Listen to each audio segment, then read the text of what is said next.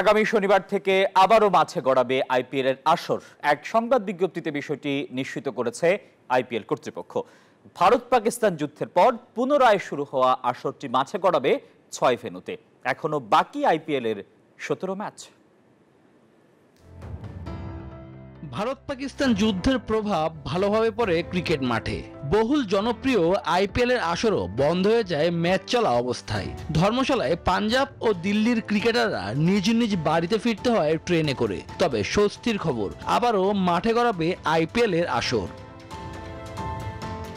আগামী শনিবার বেঙ্গালুরুতে রয়্যাল চ্যালেঞ্জার্স বেঙ্গালুরু ও কলকাতা নাইট রাইডার্সের ম্যাচ দিয়ে পুনরায় শুরু হবে আসর। বান্ডেল থাকলে প্রতি সেনমানিতে টাকা বাঁচবে। বিকাশ সেনমানি বান্ডেল কিনে জিতুন প্রতি লেনদেনে। প্রথম পর্বের শেষ ম্যাচ হবে ২৭ মে।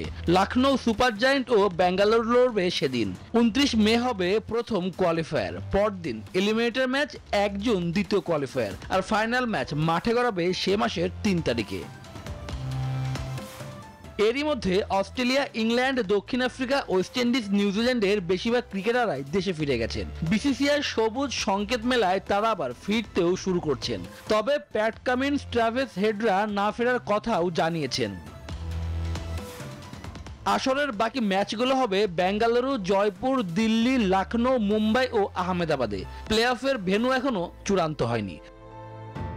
শুভদেবনাথ, নিউজ 24।